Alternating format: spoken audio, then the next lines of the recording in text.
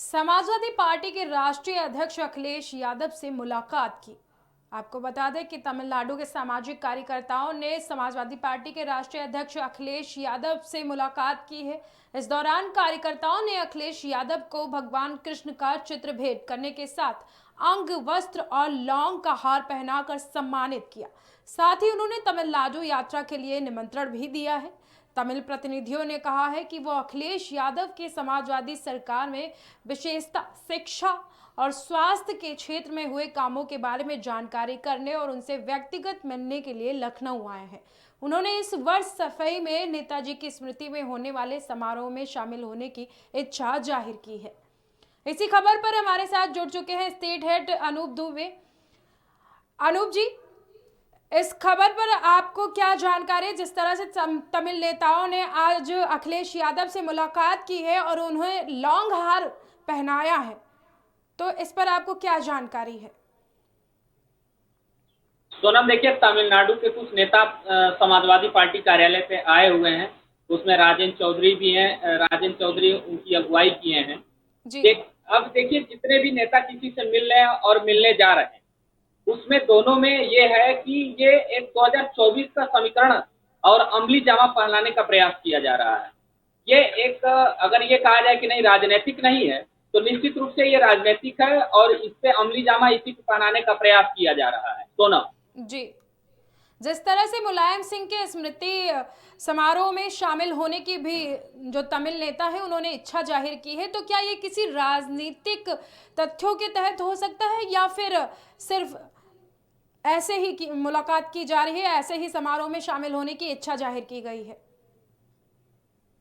देखिए, लोकसभा चुनाव में पूरे 8 से 9 महीने हैं और लगभग सारी पार्टियां तैयारी में लग चुकी हैं। सोनम जी।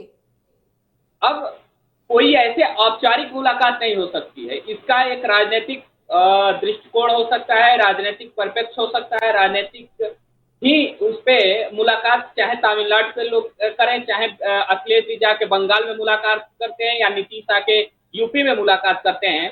विपक्ष को लामबंद करने की कोशिश करी जा रही है नरेंद्र मोदी के खिलाफ। सोनम जी, अखिलेश यादव क्या 2024 में इस बार साउथ से भी अपने पार्टी को वहां से चुनाव लड़ाने की तैयारी में है? इस पर आपको क्या जानकारी है? देखिए, अखिलेश यादव के पार्टी का वहाँ का कोई बहुत बड़ा जनाधार नहीं है। अगर वहाँ चुनाव लड़ाते हैं तो वो अपनी उनकी व्यक्तिगत इच्छा हो सकती है या व्यक्तिगत वो अपनी सर्वे कराए होंगे वहाँ पार्टी की क्या स्थिति है। पर मुझे एज ए जर्नलिस्ट अगर मैं बात करूँ तो वहाँ बहुत कोई वहाँ समाजवादी पार्टी बहुत मजबूत स्थिति में नहीं है। हाँ, हमें लगता है कि संगठन को मजबूत करने के लिए छोटी इकाइयों में चुनाव लड़ सकते हैं। सोना अनूप जी, आपसे आखिरी सवाल पूछना चाहेंगे कि जिस तरह से अखिलेश यादव से तमिल नेताओं ने उनके सरकार के दौरान हुए कामों की जानकारी मांगी है, तो क्या ये राजनीतिक ताना बाना बुनने की कोशिश है या फिर कुछ और? मैंने बिल्कुल पहले भी कहा सोनम कि ये राजनीतिक ताना बाना ही बुना जा रहा है और राजनीतिक एक तैयारी 2024 को लेकर करी जा रही है, क्योंकि मैंने बताया कि विपक्ष लामबंद हो रहा है नरेंद्र मोदी को लेकर।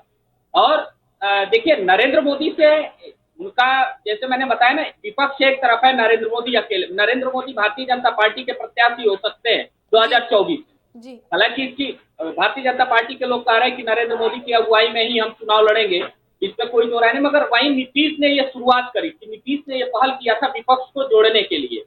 तो आपको बता दें कि उसी क्रम में आगे की रणनीति हो सकती है अखिलेश यादव का अन्य राज्यों के नेताओं से मिलना या चुनाव पे बात करना, ये एक रणनीति का हिस्सा हो सकता है। सोनम जी, बहुत बहुत धन्यवाद आपका हमारे साथ इस खबर पर जुड़ने के लिए और अपनी जानकारी को साझा करने के लिए। धन्यवाद।